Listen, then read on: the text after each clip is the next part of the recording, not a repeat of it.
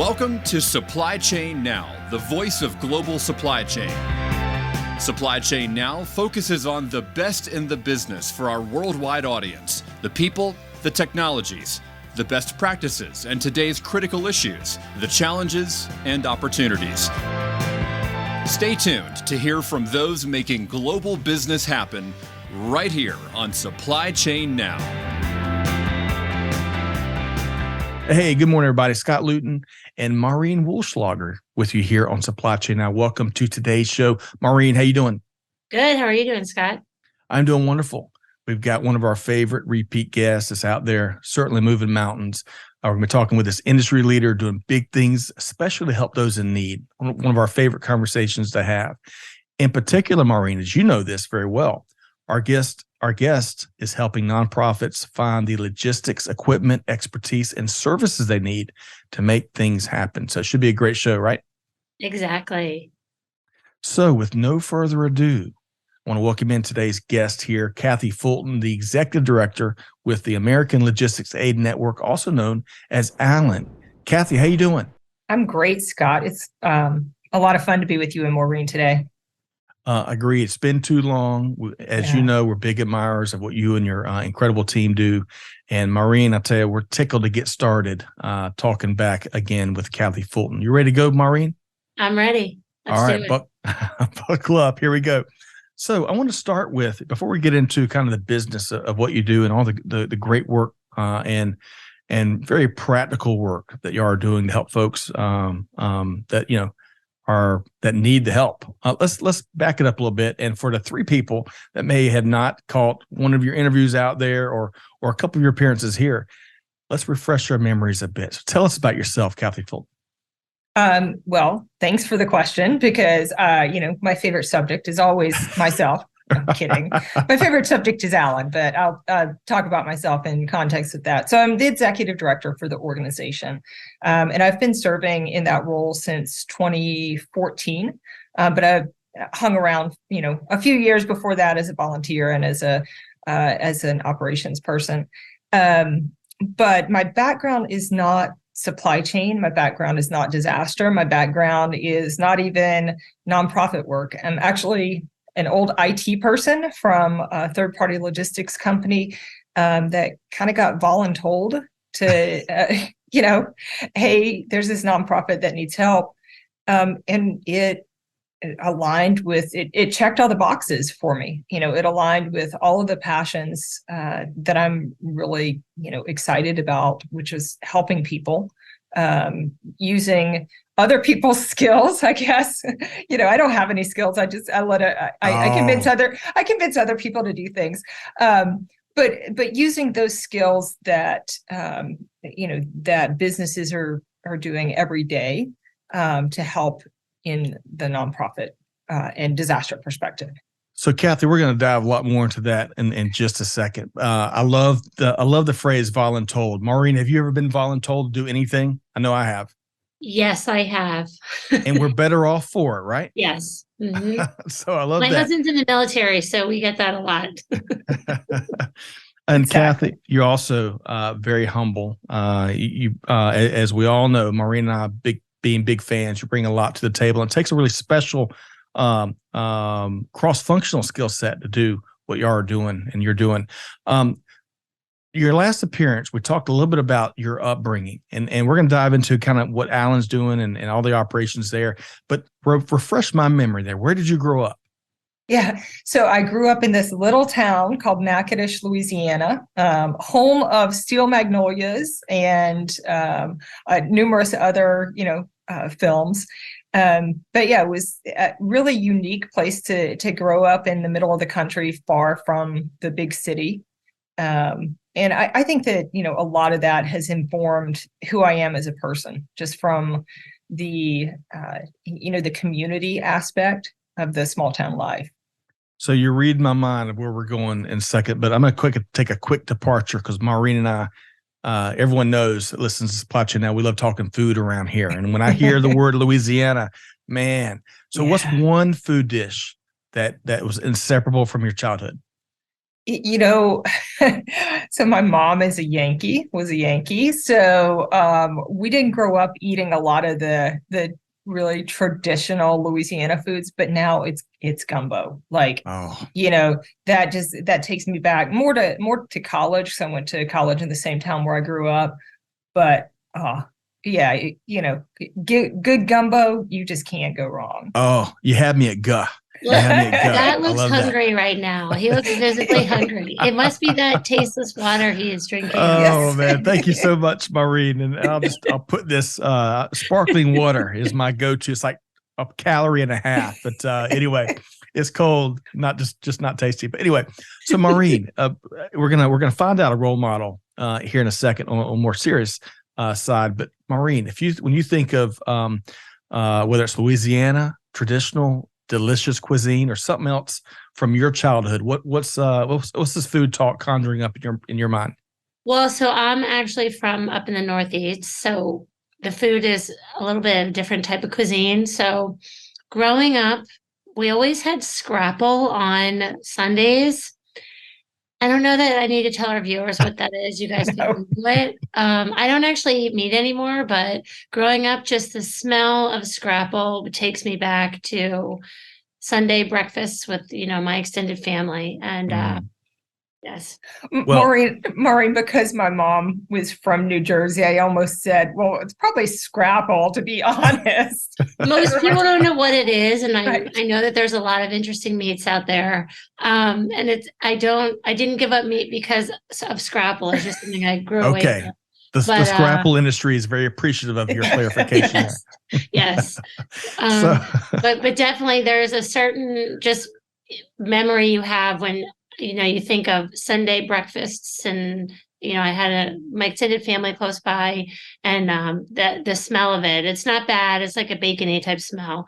But that's what I think of as far as cuisine. Yeah. love that. And in the military, being in the Air Force, I don't know if we had real genuine scrapple, but we had what they call blank on a shingle, Yeah. right? And I'll let folks kind of put those Yeah. words together. But all right, so moving right along. On a more serious note, so again, you've been part. If I piece this together right, Kathy, you've been a part in some level of Allen's mission since 2010, right? Initially, kind of voluntold and as a volunteer, and now, of course, as executive director and all points in between.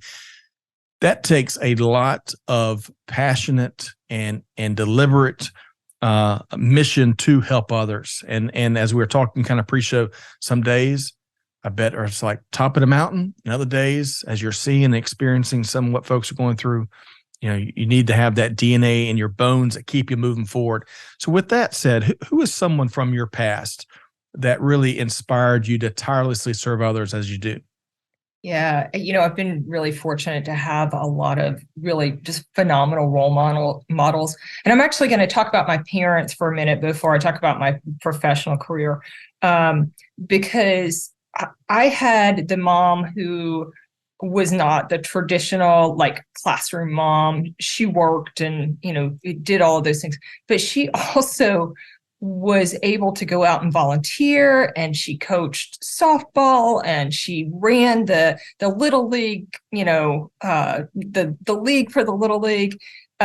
So like just seeing that a woman in a man's world, I think influenced me greatly as a kid. And then my father is probably the person who taught me how to love unconditionally and serve equitably. He was a college professor, grew up in the sticks, backwoods of Louisiana, and ended up with a PhD in microbiology of all things. But he had he was the person who talked to the janitor the same way he talked to the president of the university.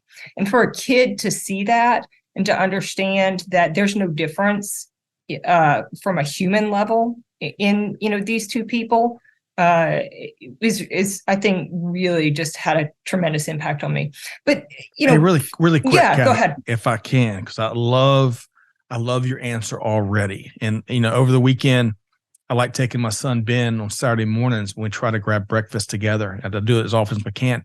And we do mom and pop places, but this past weekend we did Waffle House, right? which I'm never going to turn down a patty melt plate from Waffle House, unfortunately. But hey, that aside. But you know what? I was struck as I went into the Waffle House. I noticed something for the first time. They had signs put up in the entrances and those windows, and it basically said, to paraphrase, hey, treat our associates with kindness, right? Be nice to our team members. And I'm like, man, I love that on one hand, but on the flip side, if that's what we have to do, to your point of speaking, of just being kind to everyone, regardless of your interaction in life, man, it kind of is a gut punch. But respond to that, Kathy, if you would. Then I know you've got another role model or two to share with us. I had a similar experience that I caught myself in today, Scott. Like I had some travel difficulties today, let's just say. Me too, Kathy. Yeah. And so I decided, you know what, I'm going to treat myself a little bit. And I went into a coffee shop nearby hotel, and things just weren't going well. And I started to snip at the barista.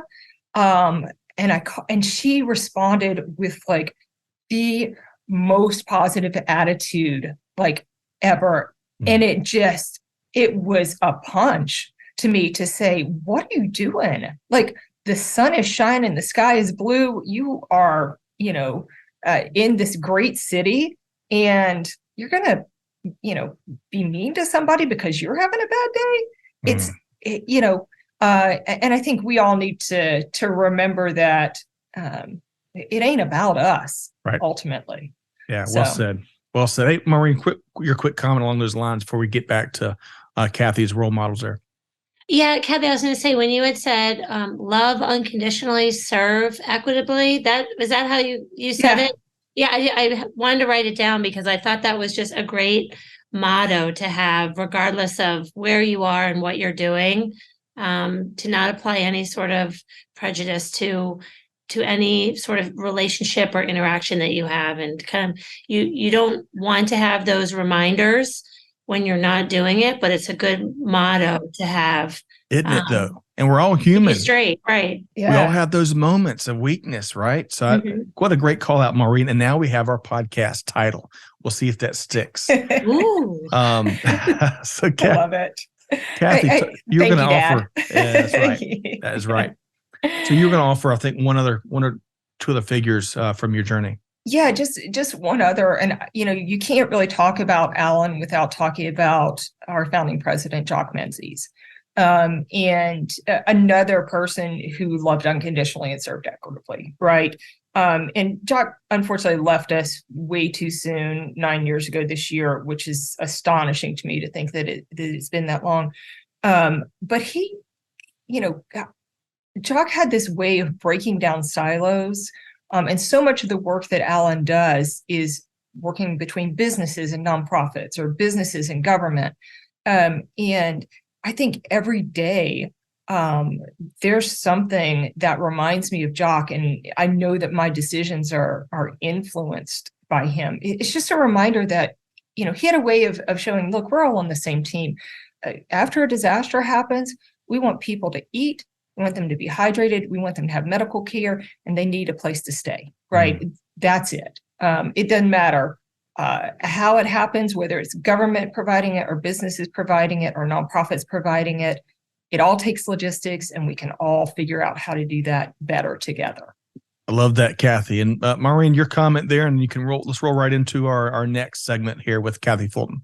Yeah, Kathy, so I was going to say, for our audience who might not be familiar with Alan, would you be able to just give us a background of who they are and what they do, and then kind of into your role as executive director, maybe what your favorite aspect is, or kind of give a bigger picture for the group so they can kind of tie in what you're saying with all the other touch points we're talking about.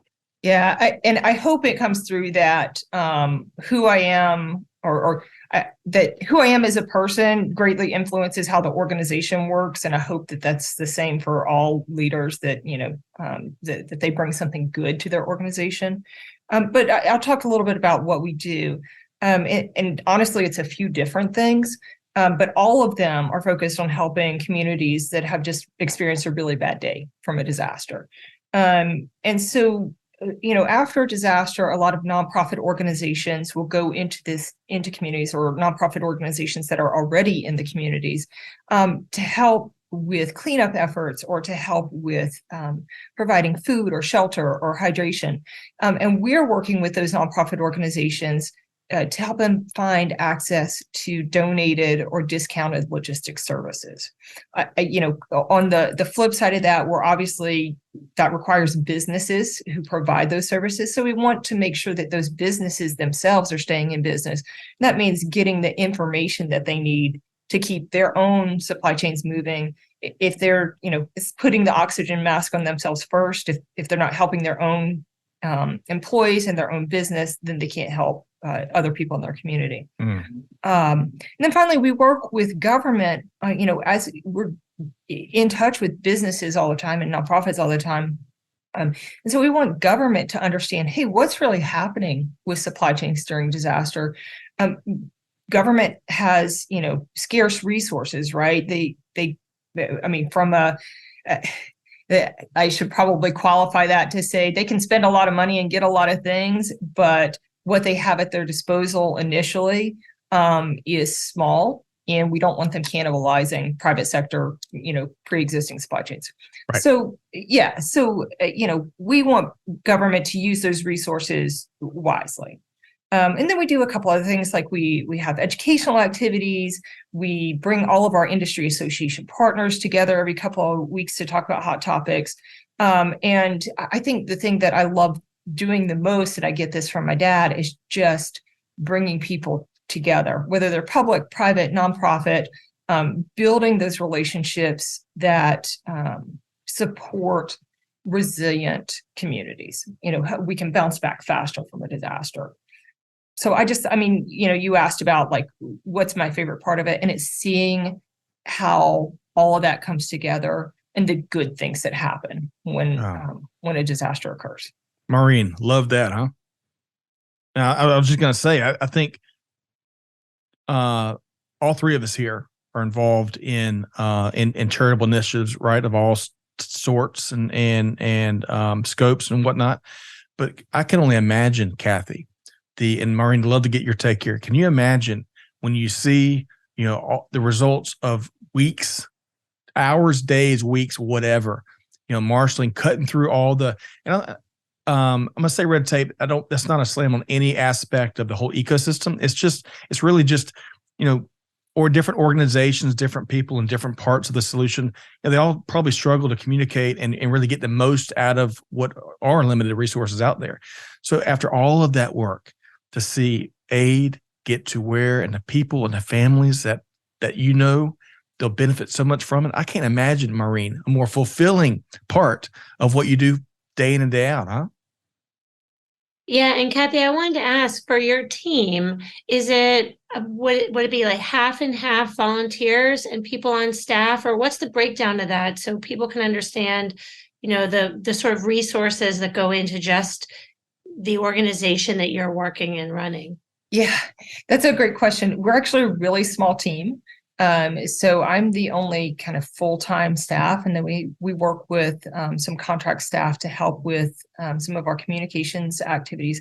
But all of our operational activities are done by volunteers. So that logistics coordination work, the matching the request to the donation offers, just staying in touch with everybody, that's all volunteers. And that's because logistics and supply chain people are natural problem solvers.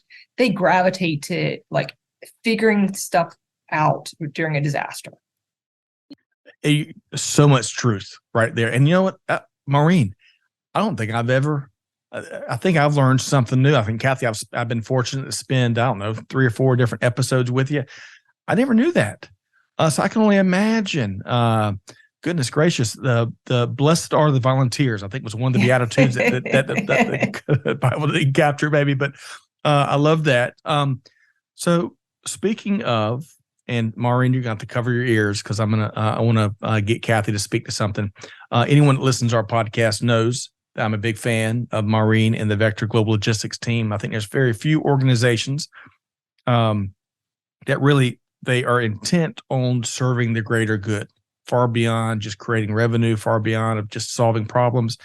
And love the DNA in that culture and the organization. So Kathy, enough of that, Scott. But Kathy, I think Vector was recently recognized by something by your team. So if you could speak to that a little bit. Yeah. Yes, and yes. Everything you just said.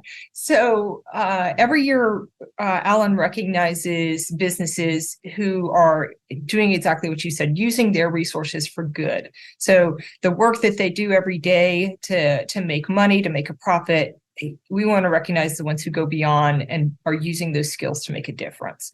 And so this year, Vector received our award for outstanding contribution to disaster relief efforts for all of the work that they've done supporting the war in Ukraine, or supporting the response to the war in Ukraine. Right. And what I really love about, and Maureen, I don't even know who actually nominated you guys. But I don't either, actually. Yeah, but I'm I so just know we got glad to go to Nashville, and you and I got to meet in person, and it was great.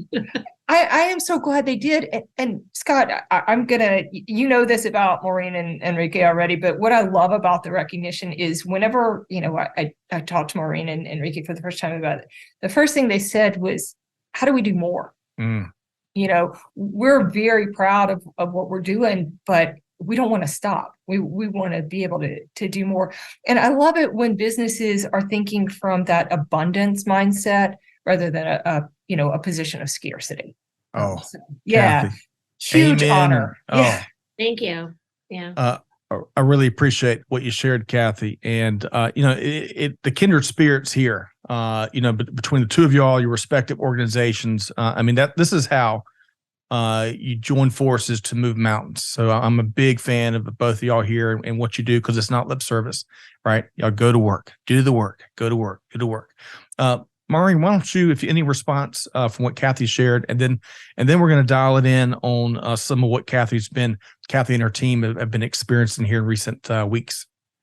Yeah, no, Kathy, it's great to see you again on here and be on the show together. As we met last month in Nashville when Alan presented the award to us. And I think this is a great avenue and audience to kind of share more of the greater good of what Alan's up to. And so kind of considering recent events, I know that there's another hurricane in the works right now, crossing our fingers that it doesn't grow to be the size that we just saw with Ian last month or the month before, but would love for you to share some of the things that you saw and the work that Alan did, because that was and still remains to be a major event that happened to a large group of the population here in the U.S. and down in Florida. And I think it'd be a great opportunity for you to talk about what you guys are doing there. Yeah. So where do I even begin? The what we saw in Florida, I think is going to end up being somewhere around the maybe fourth or fifth most costly hurricane to ever hit the United States. Well over $50 billion in damages at this point. I haven't even seen, the latest number. We had massive flooding. We had, so many houses were affected. So many businesses were affected. And I live in Central Florida, so I was able to go down and visit some of our partners, some of our nonprofit partners who are doing the work down there. And just, I've been to areas affected by disaster before, but I think because it's my home state, it was a little closer to home. It's an area where I've vacationed before. My husband's family my mother-in-law was from there. So just seeing that, and one of the things about flooding events is that people have to literally gut their houses, right? They have to pull everything that was on the floor up to however high out, and it's out on the curb for everyone to see. And it's heartbreaking. So you got to think they didn't have power. Their houses were flooded.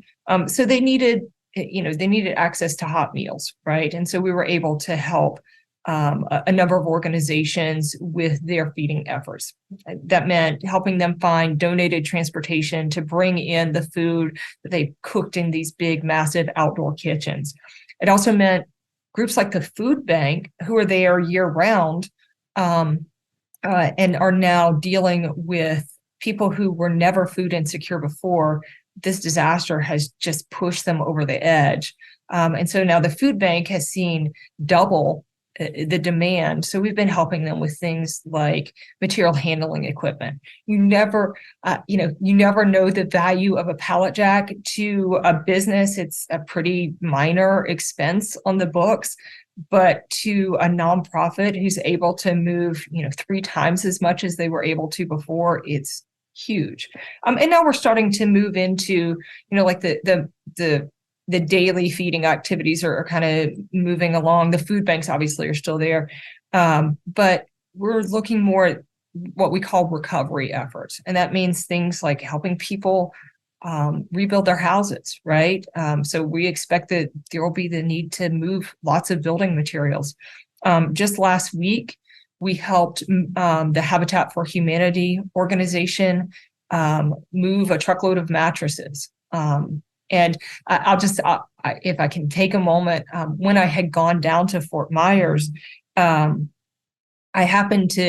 needed to go check out this location where they had set up what's called a fuel point of distribution. I needed to go for some research purposes to get some pictures. So I'd driven by there and I said, hey, there's a this mass feeding site. I probably ought to go get some photos, just check on them, introduce myself, see if they need anything. I drove through this neighborhood. It's called Harlem Heights. And just randomly drove through this neighborhood. But when Habitat for Humanity contacted me, I said, hey, why does this address, like where we're delivering these mattresses, look familiar? It's literally driven by this community center. And so when you think about that, who put me in that community to see what that need really was? And, I'm motivated to do my job anyway. But really that motivation and that story that I could use to tell the trucking company that, eventually helped with that. The need is there. I saw the mattresses piled on the side of the road. And we're still working on Ukraine efforts, had conversations this week, it's not going to stop. Right. Lots of activities happening. So, I think one of the things, so you've kind of talked about some of what you've personally seen and what had to be some heartbreaking journeys. You've talked about some of the things that you've been involved with, the team's been involved with to get done, get relief efforts where they need to be, mattresses and more. But talk about the current needs. So long past when the TV and again, not to pick on anybody, but after all the TV, as the news cycle moves on, let's just say it like that. And the imagery that we saw in the earliest hours and earliest of days, once that leaves our television sets and our laptops and whatnot, the need continues and it persists. Speak to that if you would. And then also some of the great aspects of your site where it allows folks to really get see specifically where they can help. A pallet jack, as you said a minute ago, everyone takes those things for granted unless you don't have one, right? So speak to current needs and the need to keep finding ways of helping long beyond the news cycle and how folks can jump in and help. Yeah. I mentioned this statistic, how costly this was. And I know sometimes when people think about Southwest Florida, they only think about the shiny beaches, but this has a real impact. It's also one of the counties that was affected is the oldest county in the nation. And so you have a lot of people who are older than 70, older than 75, right? Those people who are on fixed incomes don't necessarily have access to the resources. They're going to need help, not just rebuilding, but just getting their lives back in order. And that's not something that you can take care of in a matter of weeks. That's something that takes months and years. And, the organizations we're talking to are looking at, 3 to 5 year horizons at a minimum to be working in Southwest Florida. I mean, just, I was driving the other day near my neighborhood and happened to take a road that I hadn't taken in a while and just saw all of these blue roofs. And we're, 1 month and a half after the hurricane now, and they haven't been repaired yet. So it's not something that just happens overnight. And when you say blue roofs, you're talking about like tarps. Yeah. So, roofs that have been damaged, even we were very fortunate, but even, my poor neighbor who's older, she still has damages that, kids are over there, helping her clean up every weekend. So, it's not something that's going to go away quickly. So I want people to know, like, we're in it for the long haul. We've committed to groups like Habitat for Humanity, groups like the Food Bank, who are, true bastions of the community. They're there year round, day in and day out, and help. We're committed to helping them for the long haul. Right. And the way that we do that is we post those needs, whatever those requests may be. We post on our website, allenaid.org/operations. And it's also linked just from our homepage, allenaid.org. And you can go and see, hey, what's needed right now? And that changes daily as new requests come in, or, new donors pick them off the top of the list, and we make that match. We just moved a load of wheelchairs today, actually, which is also something that you don't think about, right? But there's going to be needs and ways to help for a long time to come. And Kathy, with what you were saying with being in some of the older communities in the U.S., it seems like there's also just a need for physical help, physical labor, because if you're 75 and you need to clean out the contents of your flooded house, it's very different than if you're 35 to be able to do some of that on your own.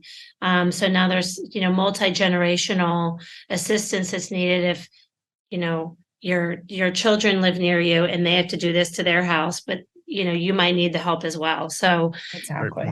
And it affected a large, I think there are 24, 25 counties that have active federal disaster declarations.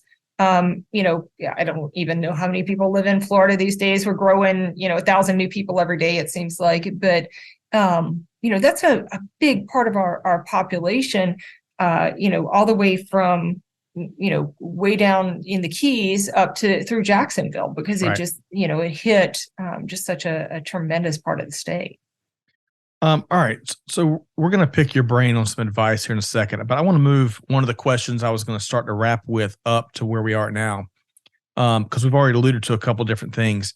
There's a great page on, and I think maybe it's the Operations Center. I'm not sure how you couch this page, but it is, we love our details and specifics in global supply chain and logistics, that whole space.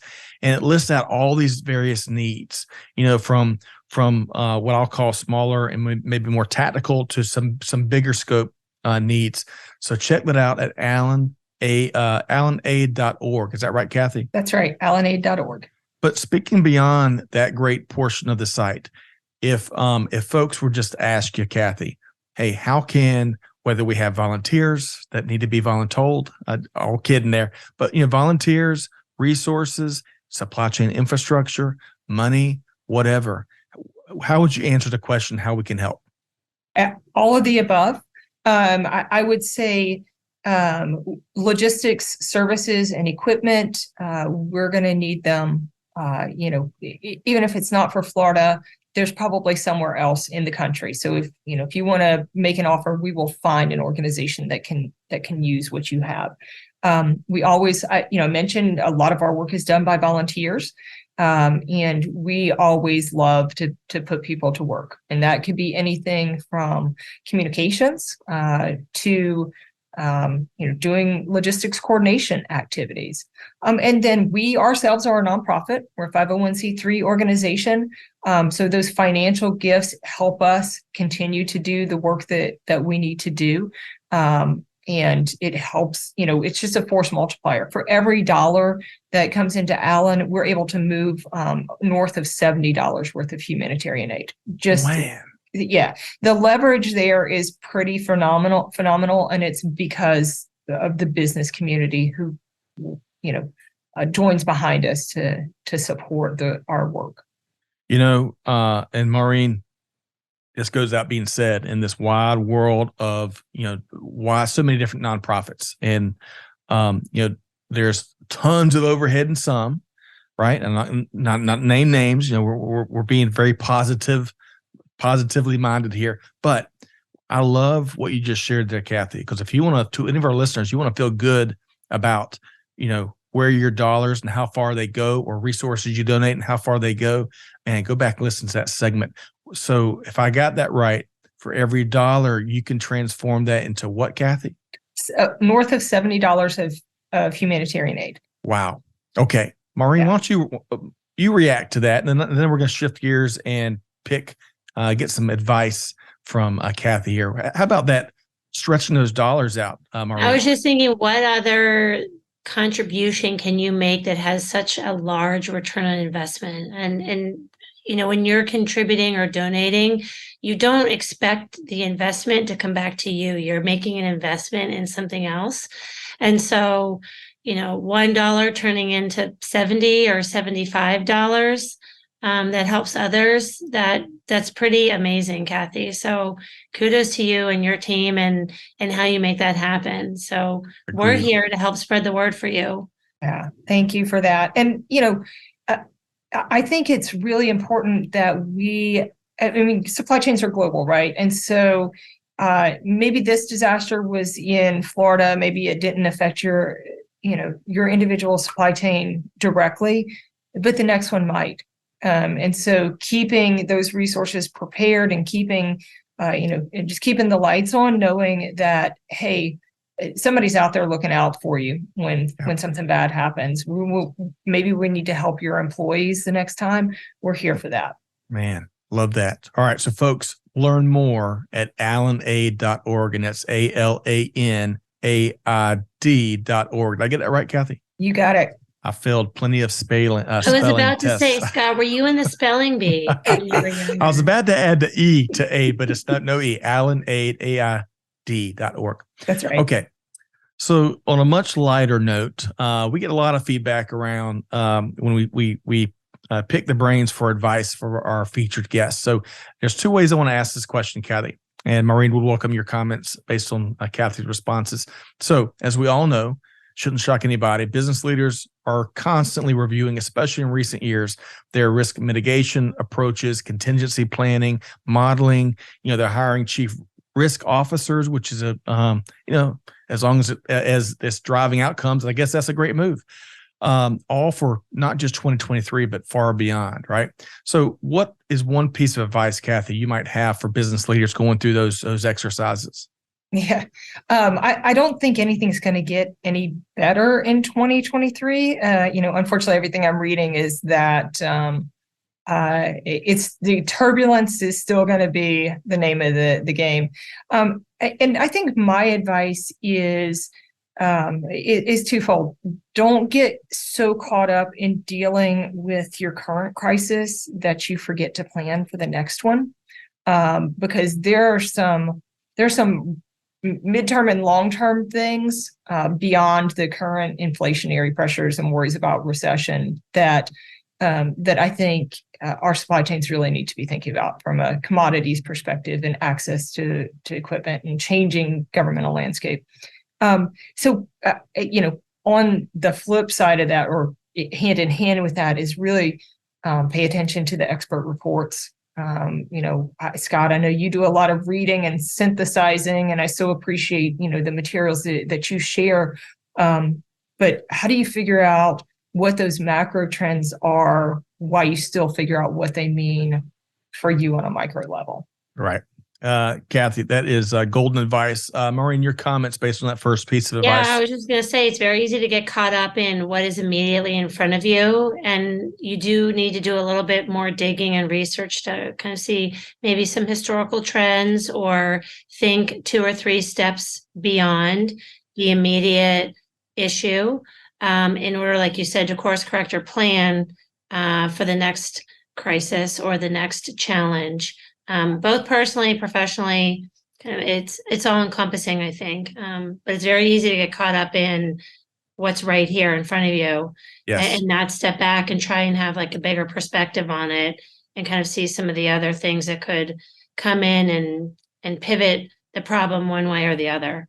Agreed. It's so easy to get caught up in the headlines, right? Right. And read that 7 or 8 or 12 words or whatever, and stop your digging right there. And as we've really spoken to earlier in this chat about the need related to Hurricane Ian, if folks all stopped at the headlines, man, we'd have a second disaster or maybe an ongoing disaster. We already have our hands full as is. So dig, look for that context and what the truth is out there. Okay. So Maureen and Kathy, got one more question for you as we get hopefully some free advice. Kathy may send us an invoice. We'll see.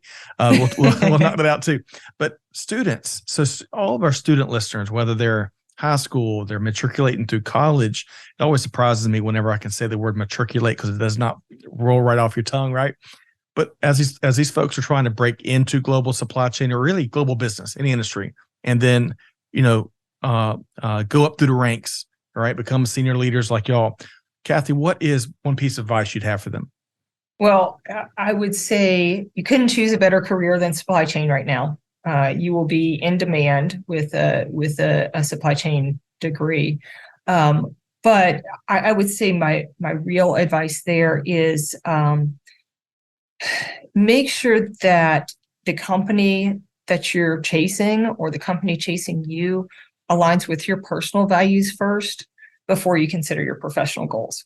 Because if there's dissonance, with the company and your personal values, you're going to be miserable, and it's going to slow down your career rather than advancing it. So. Kathy, it's going to be, if those two things aren't aligned, you're going to feel the daily battle between what your job is and what you want to do and what your values are in life. That is great advice. Maureen, put you on the spot a little bit. If you had to speak to, these students trying to find their way, what would be a simple piece of advice from you? Well, Kathy, I feel like you gave me like an underhanded softball pitch on that one, just because I work for a company that kind of fits all those criteria. But one thing that I would say, because I did not study logistics or supply chain in college. I mean, I went to Emory and I studied international studies in Spanish. So me getting into this field was luck. But I would say in retrospect, one way to be successful in this field or any other is to seek out those areas of the field that you aren't as comfortable or familiar with.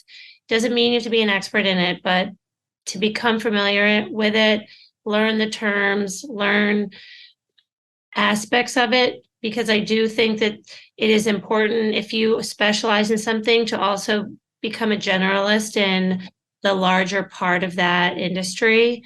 There's a great book I'm reading right now about why generalists thrive in a specialized world.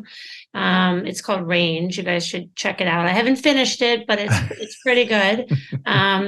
There's no plug. I don't get any money from Amazon on that or anything. I didn't write the book.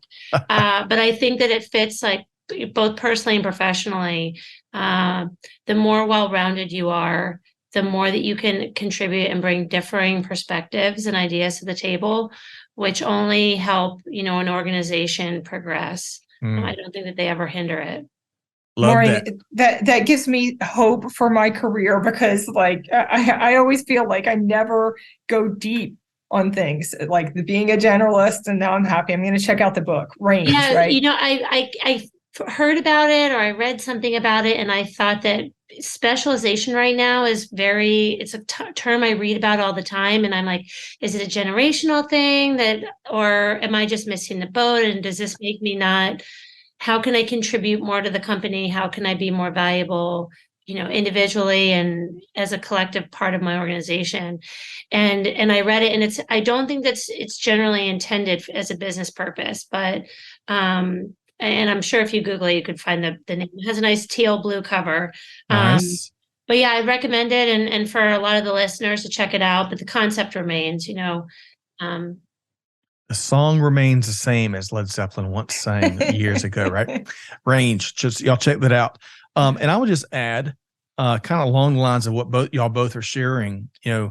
is so valuable and such time well spent to be exploring your horizons, exploring new pools, right? New parts of the ocean, right?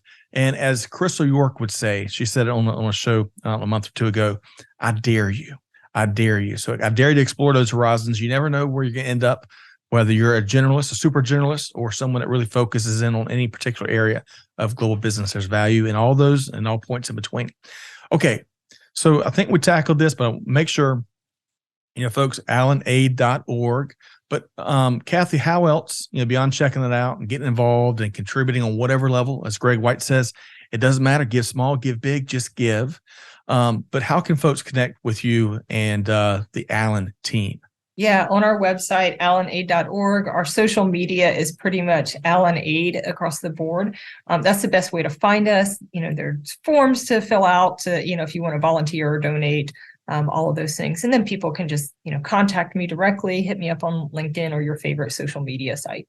Love that. And folks, as Kathy mentioned, some of the current disasters from Ukraine to Florida to all other points, Cuba and beyond, may not have impacted you and your organization, most importantly your team, but maybe the next one will. And so it's good to give forward, as we say here, and give proactively so that and we can help those in need now or down the road. So thank you so much, Kathy. Maureen, how can folks connect with you and the good folks over at Vector Global Logistics? If you can spell my first and last name, I won't make Scott do it because I don't want to test him anymore on his spelling today. You can find me on LinkedIn or Facebook or Instagram. But also more importantly than me, you can find Vector at vectorgl.com. And from there, you can normally access any of our employees directly from the website.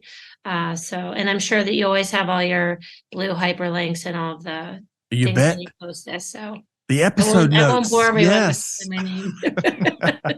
Maureen, love that. Again, appreciate what you and the whole team do. Big fans there. Kathy, thank you so much. Exec Director with the American Logistics Aid Network, better known perhaps as Allen, doing critical work to help out so many different communities. Kathy, thanks so much for your time here today. Yeah, thank you and Maureen for having me on. You bet. And speaking of, Maureen, wonderful. Always enjoy these shows where you join us. And more importantly than that, love your good work. Deeds, not words, what you and the team are always up to. So thank you for what you do there, Maureen. Awesome. Thanks for having me. You bet. Okay. To our listeners, man, this is like a master class on a variety of levels of real leadership with a little bit of supply chain in there, but really it's more than just supply chain. It's recognizing and rolling up sleeves and getting to work with whatever you can do. So, hey, check out allenaid.org, jump into the fray, find a level that you can help support it with your wherewithal, resources. But whatever you do, again, deeds, not words. Let's take action together. On that note, Scott Luton, on behalf of our team here at Supply Chain Now, challenging you, do good, give forward, and be the change. Hey, be like Kathy Fulton and Maureen Walschlager. And on that note, we'll see you next time right back here at Supply Chain Now. Thanks, everybody. Thanks for being a part of our Supply Chain Now community. Check out all of our programming at supplychainnow.com and make sure you subscribe to Supply Chain Now anywhere you listen to podcasts. And follow us on Facebook, LinkedIn, Twitter, and Instagram. See you next time on Supply Chain Now.